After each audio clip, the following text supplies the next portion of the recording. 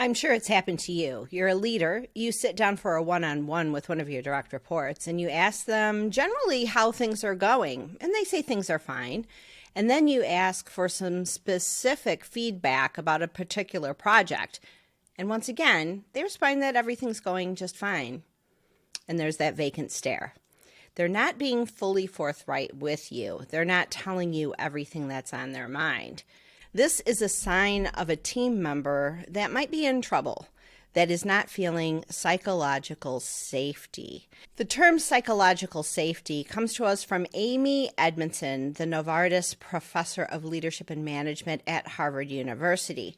Psychological safety is defined as the belief that a team member will not be punished or have any kind of humiliation or retribution for speaking their truth, for speaking up with their ideas, questions, concerns, or even pointing out mistakes.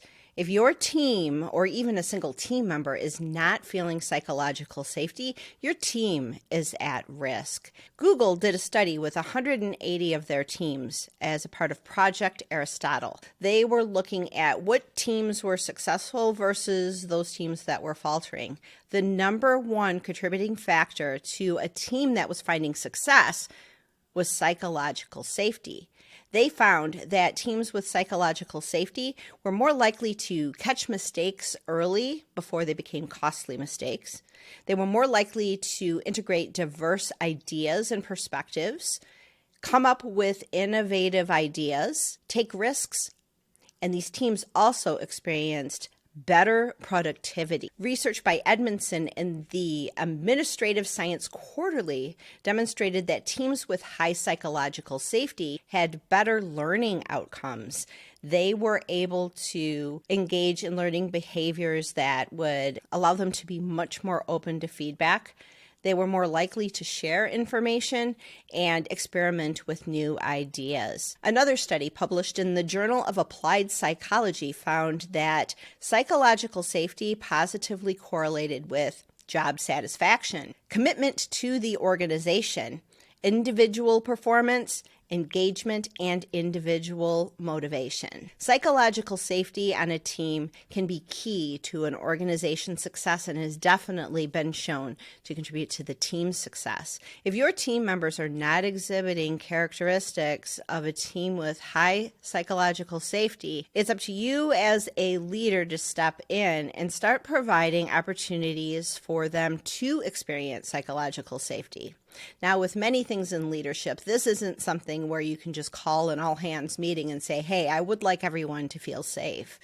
No, team members are going to learn by how you act. They're going to learn by experience, and they're going to learn by watching you interact with other team members. If you want to build psychological safety on your team, it's going to require some intentional actions by you as a leader. First of all, you need to know your people. You need to know what motivates them. You need to understand why they do the things that they do. Understanding their motivational dimensions can help you better communicate with them and meet your team players where they're at so that you can encourage them to feel more psychologically safe in your organization. It's very important that you provide clear communication about the organizational goals as a whole, goals of a specific team, and expectations of individual team members. When you're clear in your communication and your team members understand what is expected of them, then they can feel secure in knowing that the activities that they're doing are in alignment with the rest of the organization. Be clear with your team members that you want feedback, no matter what that feedback might be. If it's negative, if it is an anomaly that's different than what everybody else is seeing, if it is different than what other team members are communicating, make sure that all feedback is welcome, whether it's negative or positive. Make sure that team members know that they're safe when they communicate anything that is different than what other team members are seeing or what you are seeing. It's very important that if a team member comes to you with information that's different than what everybody else is saying, or something that they are reluctant to communicate with you, that you thank them for what they've communicated. Make sure that your gratitude is positive, specific, and generous. Make sure that they know that you appreciate that they took the risk in order to communicate something. As they become more comfortable with your reaction to any kind of negative communication, they're more likely to come to you in the future and share their perspectives and their ideas. When you're asking for feedback, it's okay to be vulnerable. As a leader, showing that you're human and that you don't have all the answers is completely normal. No leader should be expected to have all the answers. You hired exceptional people to do the job that they do best. You didn't hire them to be less than you. In many cases, you've hired exceptional people to be smarter than you. You don't want to be the smartest person in the room. It's important to communicate to your direct reports that you don't have all the answers and that you are reliant on your team members to bring you answers when they have them. If they see something that isn't going the way it should be going, they should feel free to come communicate to you. Being vulnerable and letting your team members know that you don't have the answers gives them the opportunity to be of service to you. Give your team members time to think. Don't put them on the spot.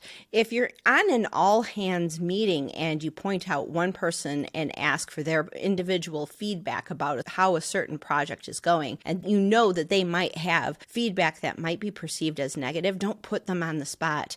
Don't make them feel any kind of pressure that they might be ridiculed. Give them time to think. Message them privately and say, I think you might have some information that might be helpful to the success of this product. And I don't think anybody else has the information and the perspective that you have. Show them that you value their individual contribution and give them time to think, to collect data, and to present to you the information in a way that's comfortable to them. And of course, if someone's feedback leads to the success of a project, notice that publicly and celebrate them. When other team members see that someone took a risk and it paid off for them, they're more likely to bring up information in the future that can be the cornerstone to the success of another project or the team and organization as a whole. When you start showing your team that they are safe, that no matter what they say, they are going to be valued on the team for their perspective, for their information, for their opinions, no matter how they might contradict to what everyone else thinks, then other people on the team are going to be more likely to share their perspective as well.